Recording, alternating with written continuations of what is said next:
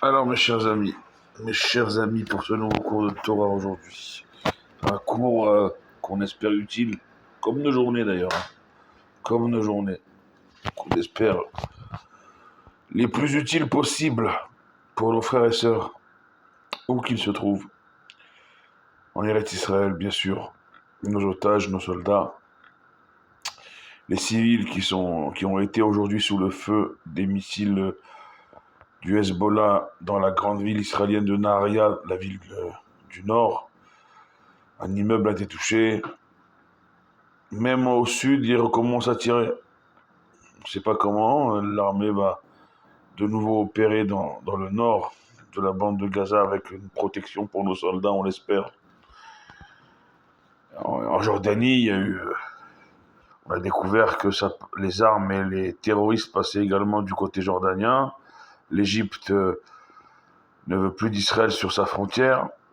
Et le nord, ça tire. Bref, ce que notre ennemi iranien veut nous faire est en train de se mettre en place, c'est-à-dire, comme ils l'ont dit, un collier de feu entourant la terre d'Israël.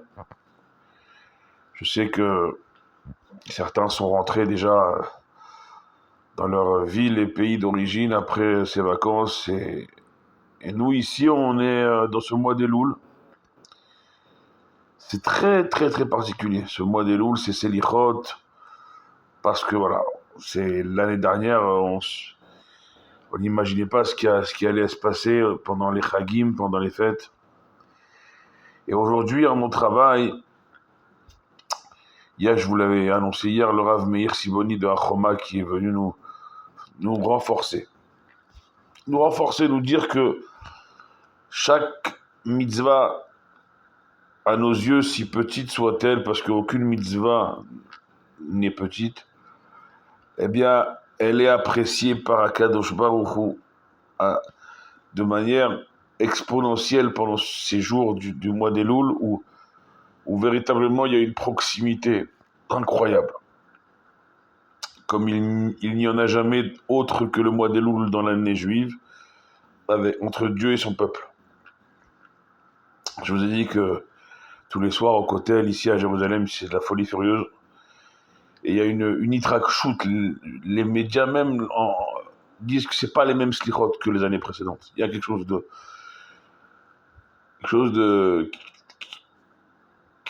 comme le cœur brisé. Et c'est peut-être ce cœur brisé, c'est sûrement ce cœur brisé qui va faire que cette année, ça va monter jusqu'au trône céleste et que tous ces malheurs vont s'arrêter, que notre délivrance et le retour, la résurrection des morts, on va revoir tous ceux qui sont tombés, on va les revoir debout, vivants devant nous pour ne plus jamais les quitter.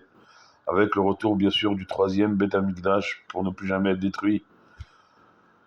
Et véritablement, ce retour de Dieu parmi son peuple, il est parmi nous.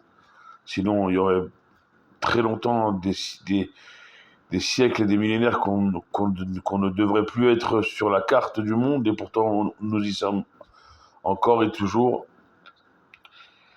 Et donc, le Rav, il nous a dit aujourd'hui, pas de désespoir. Le désespoir, nos ennemis attendent que ça.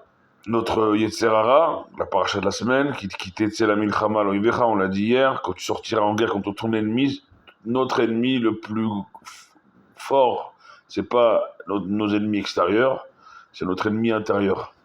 C'est nous-mêmes finalement, notre plus grand ennemi.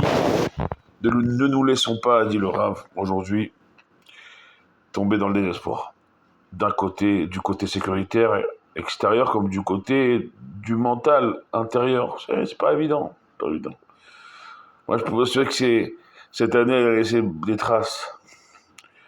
On parle tous les jours avec déjà les collègues au travail, c'est des Français comme vous et moi, mais même avec des Israéliens. Mais le mental a été touché. Je dirais le mot qui caractérise le plus, c'est l'incertitude. Ça veut dire que on fait plus de plans sur les comètes à des années-lumière. On fait plus de plans. Déjà, le Covid nous avait appris ça, à ne plus faire de plans. Mais ce qui s'est passé l'année dernière, qu'on pensait impossible, comme les Américains pensaient le 10 septembre 2001 que jamais ils auraient imaginé le lendemain, le 11 septembre, à une journée pareille. Ne jamais penser, mais toujours agir, pour ne pas arriver à penser que ça ne pouvait jamais arriver, non. Si on est dans l'action, on évite que ça se reproduise. Ce que nos ennemis nous ont promis, et s'ils ont la possibilité de le faire, ils le feront. Donc nous, on est, encore une fois, on n'est ni militaire ni politique. Donc la seule chose qu'on a, c'est la prière. Veshavita Shivyo, comment rendre captif, nous dit dans les mots de la paracha Kitetse, comment rendre captif dans nos mains notre mauvais penchant intérieur qui nous pousse vers le désespoir, vers la faute, en disant, écoute, perdu pour perdu, profite de la vie, dans tous les sens du terme. Il faut prendre conscience d'une chose. Nos ennemis attendent que ça. Nos ennemis attendent qu'on ne soit pas à notre place. Nos ennemis attendent qu'on ne soit pas à la place qui est la nôtre, celle du juif dans le monde, celle du vecteur de la beracha, de la bénédiction dans le monde. Et, alors là, cerise sur le gâteau, ils attendent qu'on se désunit encore et toujours.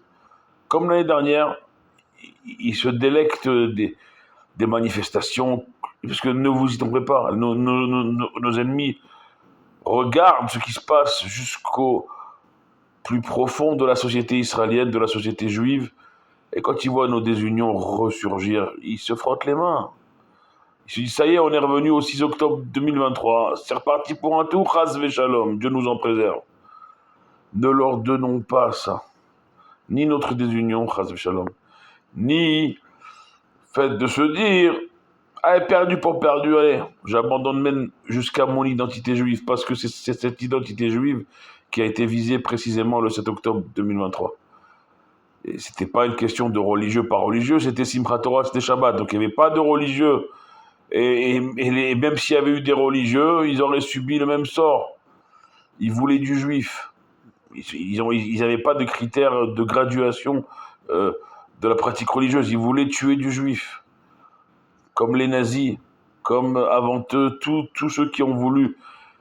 Ils voulaient tuer du juif. Et ils sont rentrés dans les kibboutz où il y avait des familles religieuses qui faisaient Shabbat, qui faisaient Simchat Torah, ils les ont massacrés. De la même manière qu'ils ont massacré les jeunes du festival Nova.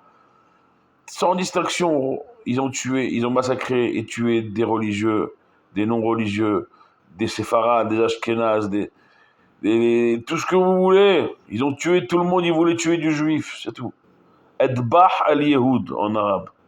Ils ont retrouvé ces mots dans des documents du Hamas, laissés après la fuite courageuse de nos ennemis. Courageuse, vous avez compris que c'était ironique. Laisser les corps de nos otages après les avoir tués, ça les dérange pas. Leurs notes, ils s'en foutent. Leurs notes, dans toutes les pages qu'ils ont laissées, Edbah al-Yehoud.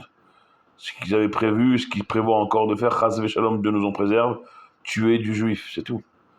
Quand on a compris ça, on n'a plus le temps et l'énergie à se désunir, mais au contraire, il faut rester unis. Rester unis pas pour la forme ou provisoirement, mais pour leur montrer, vous ne nous aurez pas.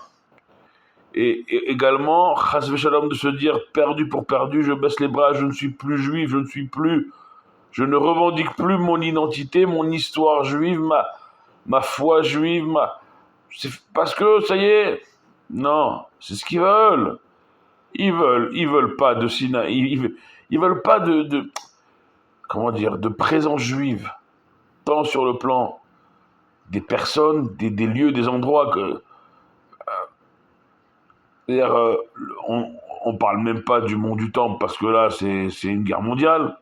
Ils veulent pas le moins de présence juive possible et si possible tous les juifs à la mer, du Jourdain à la Méditerranée, c'est leur slogan. C'est ce qu'ils veulent. Nous, qu'est-ce qu'on fait en face?